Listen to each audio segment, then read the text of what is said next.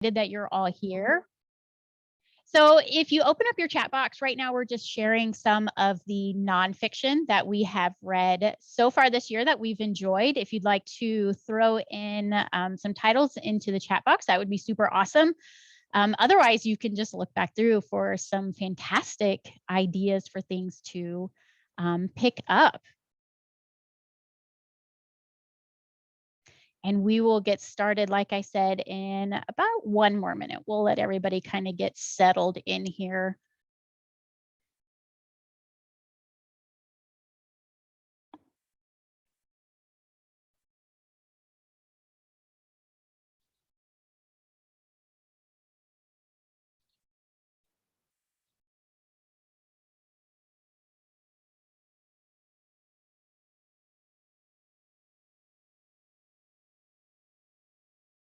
Awesome. Okay, well, it is 2:01, so let's go ahead and get started with this. So hello and welcome everyone to Navigating Nonfiction Readers Advisory.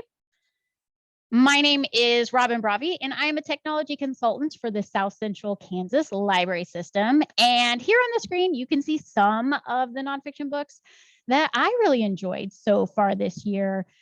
If you just joined the webinar shortly, we were putting in the chat box some of the nonfiction that we have read and enjoyed. So feel free to add your own to that one or look through and see what everybody else is talking about.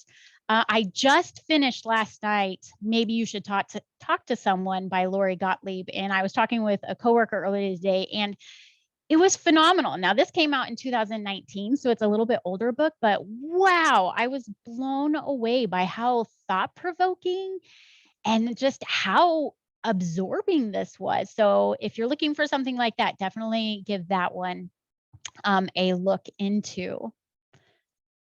So in this webinar, I'll be breaking down nonfiction into 4 parts to help us perform reader's advisory for nonfiction.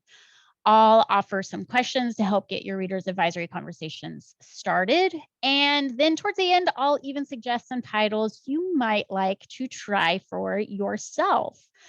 And there will be time at the end to ask questions. So please, please, please keep track of the questions that you have, and then we can go over those at the end. But also be thinking about things that you do in your own library or that you do with patrons or even friends and family that work really well for you when you're talking about books or making suggestions. I would love to hear some of those tips that you have as well, because that's kind of what Reader's Advisory is. It's this give and take. We're always kind of sharing what works and what doesn't work. So thank you all so much for being here. I know there are a plethora of webinars out there, and I'm just delighted that you picked this one and this topic interested you. So thank you so much for being here. And then, of course, thank you to Emporia State University for hosting this event.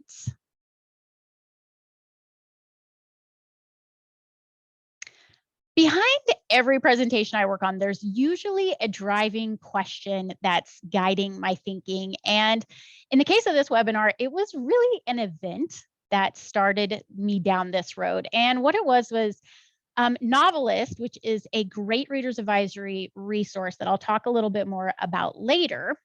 They have some articles on nonfiction that I really like to use and I use often. And when I went to go and look for those resources earlier this year, they were completely gone. And I was really, really confused. And so I reached out to Novelists and asked them, hoping that they were just updating those articles. And I found out that they purged them. They got rid of those nonfiction resources, and that really bummed me out. And it made me start thinking, what about reader's advisory for nonfiction? I mean, are patrons even reading nonfiction? Yeah, I think that they read nonfiction, but do they even want nonfiction suggestions? Yeah, I think that they do. And then, just, is this even important? Should we even be talking about nonfiction? And of course, those questions led to even more questions like the ones that you see here on the screen. So how much of your collection is nonfiction? How well does it circulate? Do we promote nonfiction as much as we do fiction? Meaning, do we have just as many nonfiction displays as we do fiction? Do we have nonfiction book clubs like we do fiction book clubs? And, you know, do we promote as many resources as we do for nonfiction as what we do for fiction? So it was these questions that really made me want to put together this webinar, and that led me to start asking my coworkers and my friends and my family about their nonfiction reading habits. So before I go to the next slide, I'm just curious, how do you see nonfiction? You can give me a yes or a no. Do you enjoy reading nonfiction? Is that your go-to, or is nonfiction not something you typically gravitate to? And like I said, you can just say a yes or a no, or if you want to use some emoticons, you can put in there, or however you want to convey that message.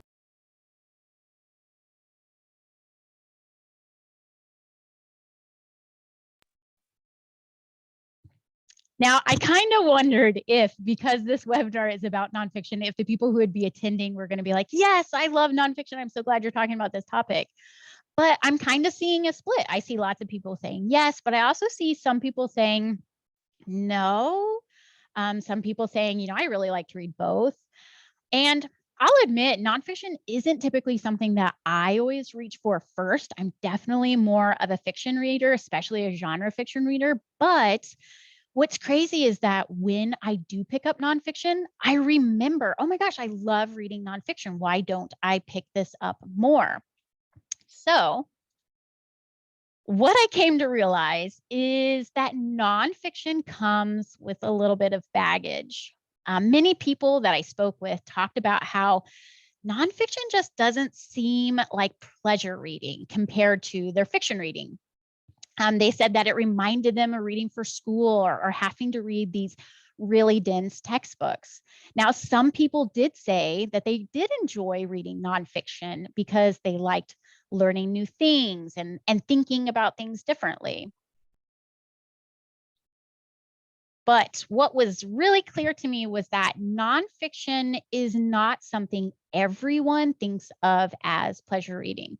So when we talk about nonfiction with our patrons, we should remember that they come with these past experiences that can really influence how they think about nonfiction. So that led to the question of, well, how do we let them know our nonfiction collection is vast, it's engaging, and it's definitely worth their time to explore? You probably saw that coming. Definitely. Reader's Advisory can absolutely help your patrons know that nonfiction is for them, and it's not just one thing. So let's look at how we can navigate or think about nonfiction in 4 sort of manageable parts. Because we know nonfiction is a huge category of books. Fortunately for us, the author Neil Wyatt wrote in her book, The Reader's Advisory Guide to Nonfiction, which you can see there on the screen. She wrote in there how to think about 4 aspects of nonfiction that might draw a reader in. And she starts by looking at how nonfiction leisure reading has been described by librarians, such as popular, narrative, literary, readable. But what all these terms are getting at is a narrative style, which is something that we see in fiction. Let me go back really quick. So narrative is another word for story, and story has numerous elements that we're familiar with, like characters, conflict, setting, and more things. And what Wyatt does is she introduces us to the idea of a narrative continuum, meaning some authors use more or less of these narrative elements in their writing. And that's the first part of nonfiction we're going to look at, this idea of a narrative continuum. So here's an example of being high on the narrative continuum, and that would be The Immortal Life of Henrietta Lacks by Rebecca Skloot. Has anybody already read this before? Just type a yes or a no in the chat. So in this, oh, I see some people have read this, definitely. So in this, Skloot documents the life of Henrietta Lacks, who is a descendant of freed slaves, and she had cells removed unknowingly from her body by doctors. Now, these cells go on to be used for many modern day discoveries in health without the consent or knowledge of her family. So what Skloot does is she uses many narrative elements to really hook and engage the reader. She writes about these real life people in such a way that they have their own story arcs throughout the book. There's dialogue between the author and family members, and there's this ongoing developing conflict that we're drawn to and compelled to see how it ends. So something lower on the narrative continuum would be The Hidden Life of Trees, what they feel, how they communicate, and discoveries from A Secret World by Peter Wohlleben. I always have to ask, has anybody read this one? I won't do it for every single book, but I'm always curious if people have read these. So in this one, this is the first in a science and nature series. I've only read this first one, so I'm curious to see if people have read the other ones. But in it, the author, he shares with readers his vast experience and observations as a forester in Germany. Now, right away, you can tell a difference between The Hidden Life of Trees and The Immortal Life of Henrietta Lacks. So on this screen, you see there's a lot of dialogue happening. So this is going to make this feel much more fast-paced because we're able to go through these sentences faster. If you look at the screen here, there's no dialogue. We have lots and lots of dense text here. So anyone who enjoys descriptions about nature and learning more about the natural world might enjoy many of the new ideas and descriptive language that Wohlleben uses in this title. And I just want to point out that one type of narrative style is not better or worse than the other. It just really depends on who the reader is. If you go back to what I was talking a little while ago about how some people said, nonfiction just feels like I'm having to do homework, or it reminds me of reading really dense textbooks. Well, for those patrons or those people that we're working with, then we probably don't want to recommend something lower on the narrative continuum as you see here, because it might feel that way to them. It might make them feel like they're having to work a lot harder. And something higher on the narrative continuum, like The Immortal Life of Henrietta Lacks, might be something that appeals more to that person. But again, it just really depends on the reader. One is not necessarily better than the other. It's just knowing that nonfiction has a narrative continuum is beneficial when helping patrons find nonfiction titles they might enjoy, because they might prefer one style more than the other. Somebody in the chat brought up subject, which I'm like, how did you know? That's where we were going. So another aspect that Wyatt discusses in her book is subject. So subject is what we and our patrons are probably most familiar with, since this is how libraries typically arrange nonfiction. And it's kind of a common vocabulary that we have. So a particular subject may be the reason a patron is asking for nonfiction suggestions. They may already know what it is they want to read about, such as a person, an event from history, or some other topic. So some popular nonfiction subjects are food writing, science and nature writing, pop culture and travel writing, true crime, political and environmental writing, and more. This is just a few that I put up here. So if you'd like to learn more about these popular nonfiction subjects, Wyatt does discuss some of these in her books. I would definitely check that out.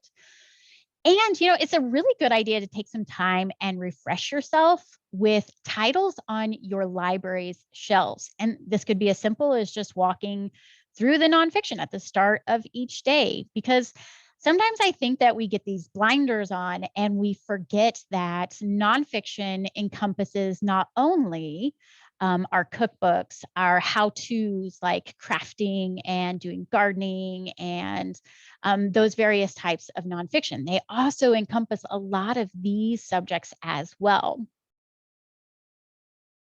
And then, of course, don't forget, read reviews and journals. We can't keep up with everything that's coming out, but really reading those reviews and journals can be incredibly helpful.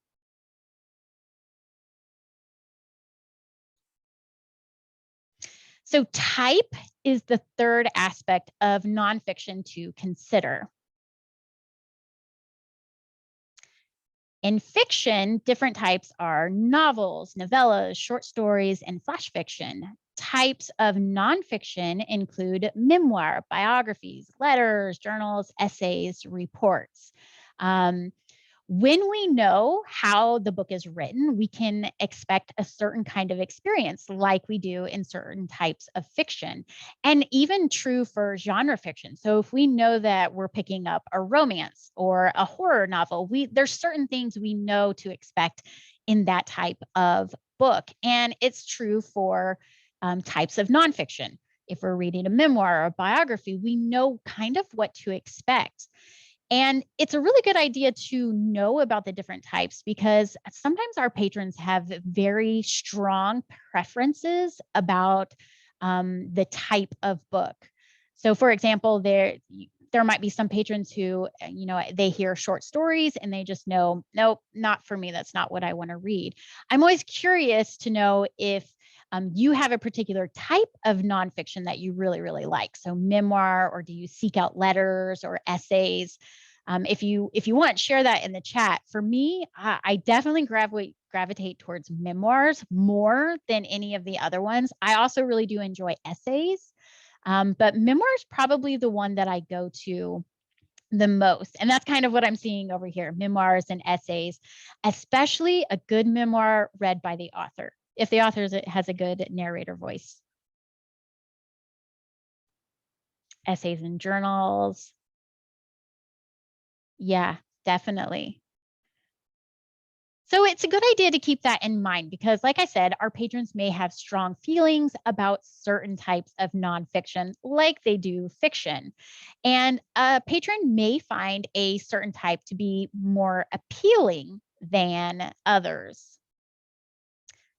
Which leads us to the fourth. So I'm going to take just a quick second, because we're at the last one of the four ways that we're going to look at nonfiction. So remember, the first one is that narrative continuum. Nonfiction exists on a continuum, as well as subject. Remember, that's where I was saying sometimes we can put the blinders on and forget that, pop culture is a subject, and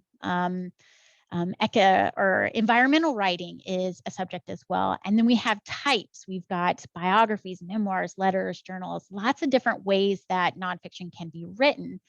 And then, like I said, the last one that we're going to look at in this portion is appeal. So appeal, or the feel of the book, is a definition Joyce Sarix came up with in her book, Reader's Advisory Service in the Public Library, which you can see here on the screen. This is a great foundational text if you want to learn more about Reader's Advisory in general.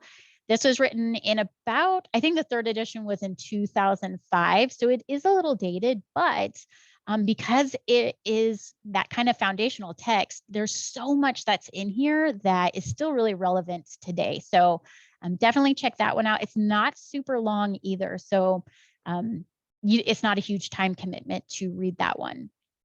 So when we're talking about appeal, we're talking about those narrative elements such as pacing, storyline, characterization, tone, setting, writing style.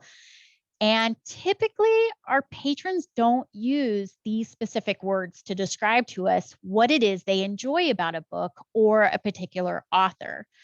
Instead, it's our job as readers' advisors to ask questions and make those connections to appeal.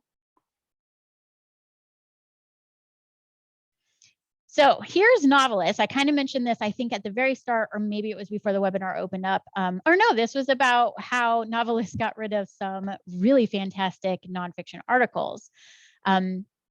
So Novelist is an EBSCO database. This is available through the Kansas State Library, and it allows users to search by appeal terms. So it makes it a very, very powerful resource.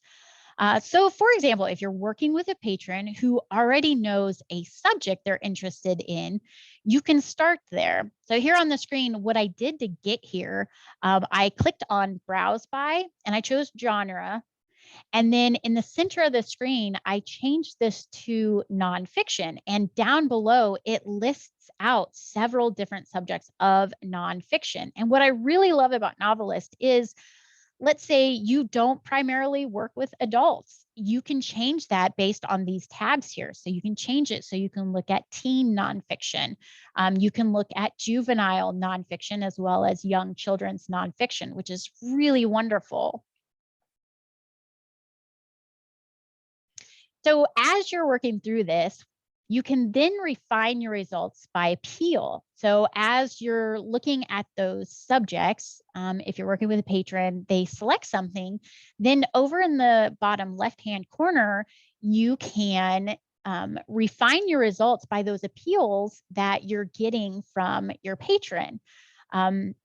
If you don't see the appeal that you're really interested in here, then you can come up and click on this advanced search, and then it's going to give you this box over here on the right of my screen where you can actually type in the specific appeals that you're looking for.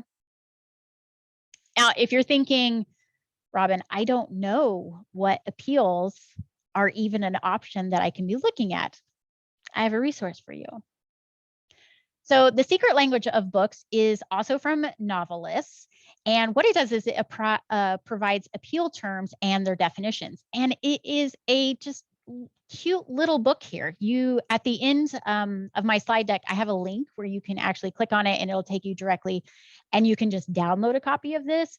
But they also have a link there as well if you would like them to send you some of these bound copies, and you can request several for staff members at your library. So here I have 2 pages of examples from the appeals here. So you can see they give you tone appeals. They give you a little definition, but then underneath that, they give you all the terms that apply to tone. And what else is really cool is down here at the bottom, you can see next to conservative, it lists out that this is for nonfiction use only. So if you see that, it's for nonfiction only, but all the ones that are above this that don't say that means that these can apply for fiction or nonfiction. Here's another example. So over here where we have writing style, they give a little definition, and then all the terms that apply to writing style. And in here you can see there's more nonfiction only terms. What else is really cool about this resource is on the right-hand side, you'll see it lists out the audiences this term applies for. So you can see anything that has this dot next to it is for adults. The green is for teens, the purple here is for middle grade, and blue is for young children at the end. So it's a really powerful resource. Has anybody used this resource before? This is the secret language of books. If you could give me a yes or a no, that'll kind of let me know whether or not you've heard of this.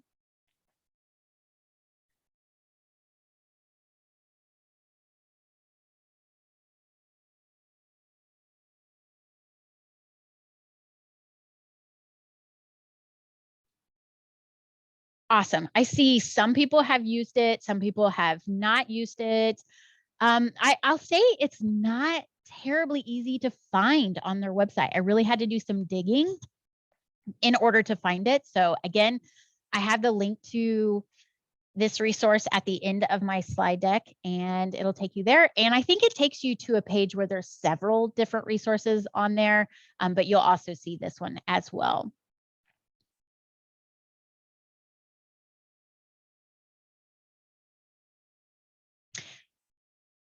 Oh, awesome. Thank you, Michelle, for putting that in. Fantastic. So if you are super excited about this resource, there's the link in the chat. Go ahead and click on that and you can download it right now. Don't forget, if you want, you can get bound copies by going to somewhere within Novelist. I have the link, it's at the end, and you can request these nice bound little copies of it. Okay, Now we need to take all this information, all these 4 parts of nonfiction, and we need to turn this into a conversation that we can have with our patrons. So how do we start a reader's advisory conversation? This seems so simple, but yet sometimes it's not. So first, there needs to be a conversation starter. And this is really a question that you use over and over again. That way it becomes a habit and you don't have to think about what you're going to ask. I like to use, can I help you find something to read? The word read really sets up the conversation to be about reading versus asking, can I help you find something?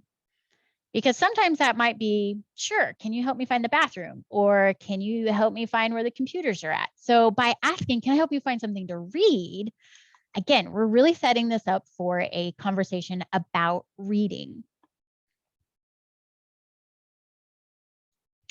So these next questions focus on drawing out those parts of nonfiction that we've talked about. And any of the 4 parts of nonfiction might be the entry point into a conversation. So I'm saying that because you don't have to ask these questions on the screen in any particular order. You can just ask one of them and see if it connects with the patron, and then you can kind of go from there. So the first one is, what are you in the mood for? This is a great question to get to appeal. They may say, you know, I'm looking for something a little thought-provoking. They probably won't say that, but they might. Again, they don't always come, patrons don't always come to us with that particular appeal language. Instead, they may say, you know, I'm looking for something funny. And then you could say, well, what about a funny memoir? Or they may say, you know, I'm looking for something kind of suspenseful, and that might be true crime. The next question there is, do you have a favorite TV show or podcast? And I like this question because I think it can get to subject. It depends on the podcast that somebody's interested in, but you know, it could be a pop culture podcast. It could be a news podcast, or even a history podcast. And that can lead you into looking at various subjects of nonfiction. And then the third one there, do you have a favorite author? And I like this one because I think this one can get to what type of nonfiction. Oftentimes it seems that we can think of a fiction author maybe quicker than we can a nonfiction author, but a lot of fiction authors have also crossed over and written some nonfiction. A lot of fiction authors have written memoirs or essay collections, sometimes even travel writing. I mean, there's lots and lots of different things, but that might be a good way to go into nonfiction type as well. And then this last question actually came from The Secret Language of Books, because they also offer suggestions and ideas, questions, and different things that you can try out. And in the book, they talked about how sometimes these really broad questions can be very overwhelming to patrons to quickly come up with something. So they said, narrow it down or give them an either or, a compare and a contrast. So I like this question for, do you want a page turner or something more leisurely paced? And this is a great one for getting to the narrative continuum, because if somebody's wanting a page turner, something they're going to be able to get into right away, that's a pretty good clue that we don't want to give them a text that's full of dense writing. They're probably going to want something that's a little more quick, and dialogue is great for pacing. Leisurely paced, again, that might be something where we do see more of that text because it's full of details and it's focusing on lyrical writing or adding lots of descriptions to things. So one thing to keep in mind is these questions, they may not work perfectly for you in this form. So keep track of what really works well for you. Maybe tweak some of the wording or make it your own, and keep track of what does work. That way that you'll have these questions ready to go, and you won't find yourself stuck in a, oh no, what do I ask you? So definitely have some questions ready to go. Light reading is a popular request. Yeah. And so sometimes I would always ask a little bit more question about, what do you mean with light reading? Is light reading something that doesn't demand as much paying attention? I don't want to say paying attention, because you are engaged, but something that you can get into more quickly and you don't have to give as much brain space to thinking about. And then I always like to wrap up this conversation by giving a sort of call to action, or letting them know what I want them to do next. And that can be really simple as, hey, come back and let me know how I did. I also like to let people know, if you don't like any of the titles that I've suggested to you, that is okay. And actually, that information can be really helpful, because then we can have a conversation about, oh, well, maybe you didn't like this type, or maybe I didn't get the narrative continuum quite right for you. Or maybe you said you wanted this subject, but that really wasn't the subject that you were thinking about. So let them know, no pressure. These don't cost you anything. Bring them back and we'll get you some more. So after looking at the different aspects of narrative nonfiction, maybe you're now interested in exploring some titles and expanding your nonfiction repertoire. So here are a couple of my suggestions. This one is Born a Crime, Story from a South African Childhood by Trevor Noah. If you're not familiar with Trevor Noah, he is the host of Comedy Central show called The Daily Show, where he discusses current headlines, but often in a very sarcastic and maybe biting way. I'm not quite sure how to describe that, but it makes sense because he started out as a comedian.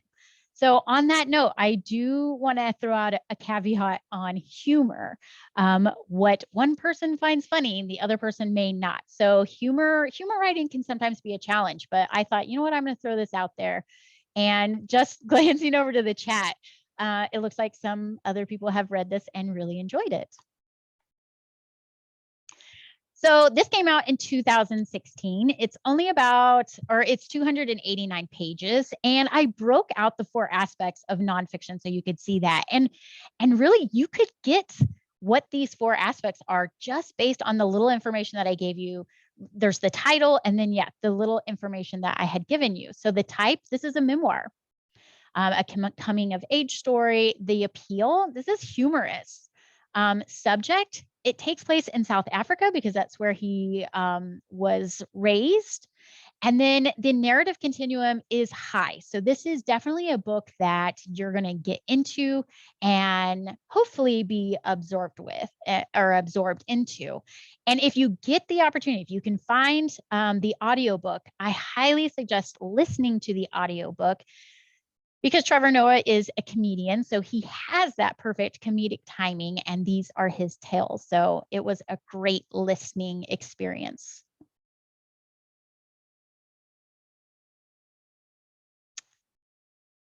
A Map is only one story. This is 20 writers on immigration, family, and the meaning of home, edited by Nicole Chung and Mensa Damari. So this is an essay anthology published by Catapult. And if you haven't heard of Catapult, it's an independent publisher, and they do online publishing as well.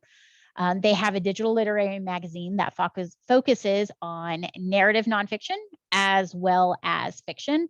And they offer writing classes to writers. So what I really like about Catapult is they do put an emphasis on new writers, but they also publish established writers as well. I'm just curious, has anybody read this one? I was glancing over at the chat, and Trevor Noah's Born a Crime had tons of people say something. So I haven't seen anything pop up over there yet. And it's a fairly new book. This came out in 2020. It's 252 pages. Like I said, this is an essay anthology. The appeal of this is it's pretty thought-provoking. When you look at the subject, we're talking about immigration, family, culture, and the human experience. So there's a lot of really interesting perspectives. There's a lot of really interesting topics being discussed in this. And what I like about essays, especially an anthology of essays, is the narrative continuum. You're going to get a great mix. So if you're interested in seeing a lot of different types of writing that falls on the continuum, I would definitely check this one out because it is a mixed bag of things. In fact, there's one essay in here that's a graphic essay, meaning it's sequential arts, which I just found really, really cool. And I wasn't expecting that in this anthology. Okay, I'm curious if there's a lot of people who've read this next one. So this is 84 Charing Crossroad by Helene Hanff. I'm watching. There's some yeses and some nos. This was published in 1970. And before I get there, I'll tell you a little bit about it. So what's really cool about this book is in it, Hanff has compiled her letters that she's written over the course of 20 years to a used bookseller in London. And what's so fascinating is that the bulk of these letters begin right at the end of World War II.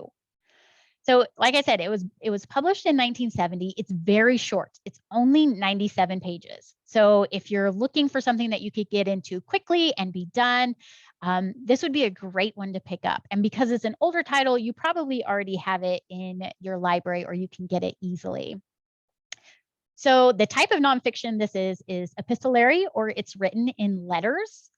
The appeal, this is really heartwarming. I like to describe it as catnip for readers because they're just letters about acquiring books. It's just so wonderful hearing about the books that she's interested and that she wants. And then the subject, this is taking place just after World War II. So it's like this time capsule where you get to see what it was like for these people who made it through the war, and they're going on with their lives, and they're trying to procure books. So that's another subject that might be interesting if you're interested in reading or acquiring books. And the narrative continuum, I would say, is probably medium. Keep in mind, these were letters that Helene had written it. So she wasn't writing these thinking that there was going to be a vast audience of people who was going to be reading these. So she probably wasn't terribly focused on, using narrative or literary elements in her writing. But that said, her writing is very readable and engaging. So that's why I'd say it's probably in the middle there. And then just for fun, there is a 1987 movie adaptation if you are someone who really enjoys reading the book and then watching the movie. So hopefully one of these books or some that I mentioned earlier have enticed you to maybe try something that you usually don't pick up and read. I'd love to hear if there was something that so far you've heard about that now you're like, okay, Robyn, you've sold me. I really want to give this one a try.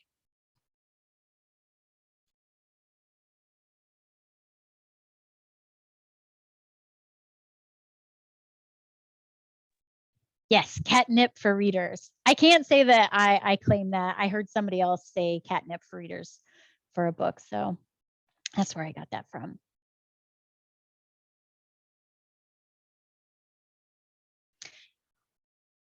If you want to explore more about nonfiction and the resources out there, here are a couple I would start with. And some of these I've already mentioned in the presentation.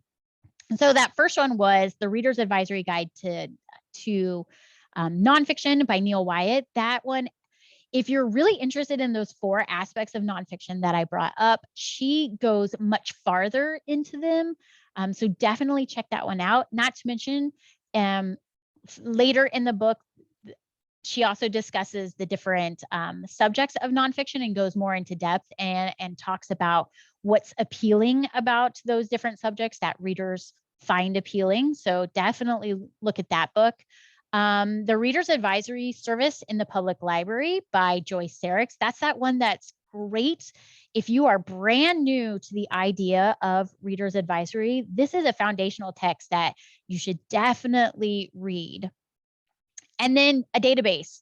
Novelists, if you are unfamiliar with novelists, become acquainted, because it is truly an invaluable and very powerful resource that we have for providing readers advisory.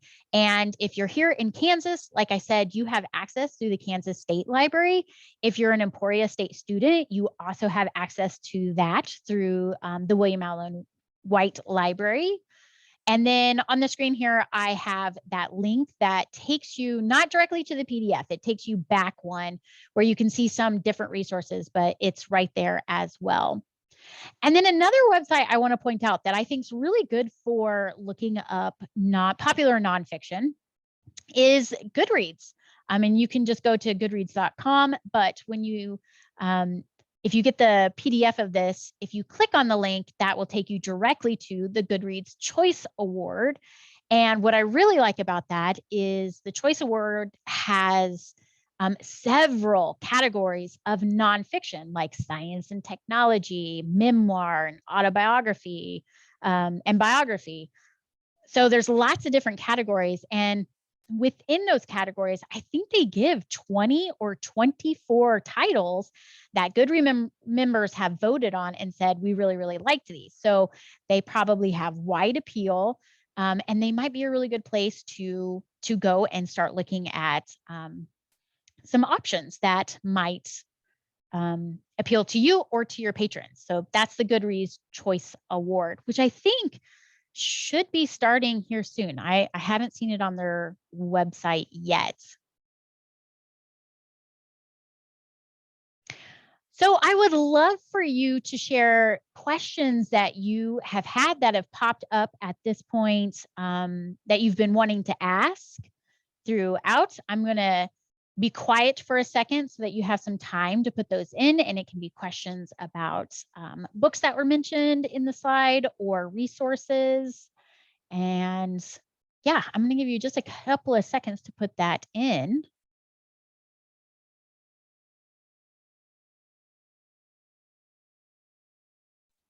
Oh, awesome. Somebody mentioned Storygraph allows users to search by mood. I've played a little bit with Storygraph. I cannot say that I'm an expert at it yet, but I've definitely looked at it, and it does seem like a really cool resource. And yes, I will share slides with you as well at the end. Ooh, that is such a good question. Scott asked, how do you navigate politics when recommending nonfiction?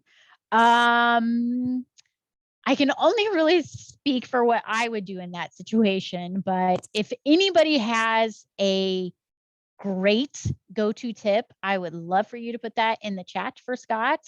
But for myself, I really just try to focus on what it is that the patron's asking for without really getting into any sort of discussion.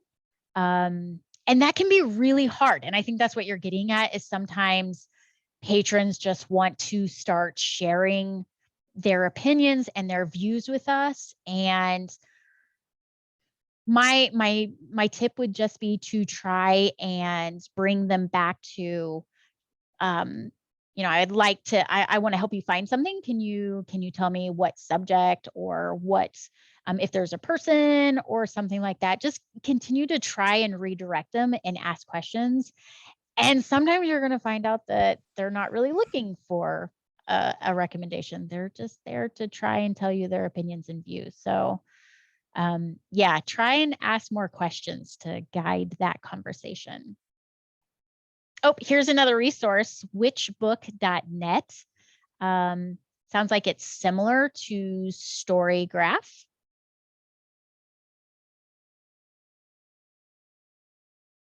I don't think of that. Maybe I have. I look at a lot of different bookish websites, so I'm trying to remember if I have seen whichbook.net. Is there any other resources that people use specifically for nonfiction? Because like I said, I feel like nonfiction resources sometimes they're either not there or they're kind of let go. So besides Goodreads with their Goodreads Choice Award, or the secret language of books where they can focus on nonfiction? I'm just curious.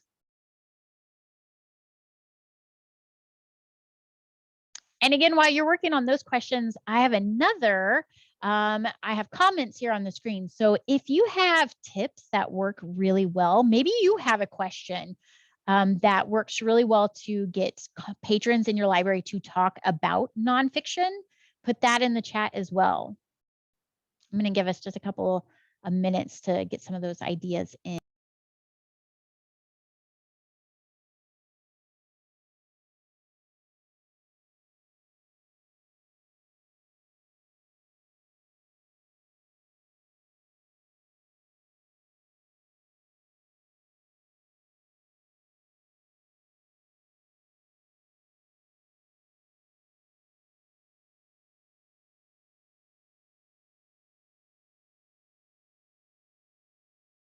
I think everyone is just as stumped.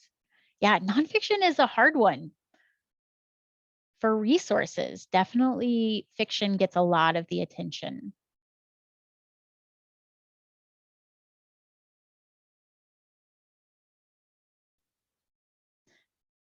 Again, don't forget, I will be sending out the PDF to you. So you'll have these links as well that you can go back and look at some of these nonfiction resources to kind of help get an idea of what's out there, as well as grow your own knowledge as well. So that's what I've got. I'm happy to stick around and answer any more questions if you have some come up, or if you want to chat about what works really well in your library for Reader's Advisory. I would love to hear those. Otherwise, thank you all so much for attending. Like I said at the beginning, there's so many different things that you could choose to watch, and I'm just thrilled that you chose to hang out with me and talk about Nonfiction Readers Advisory. So happy reading and enjoy some nonfiction. Thank you all.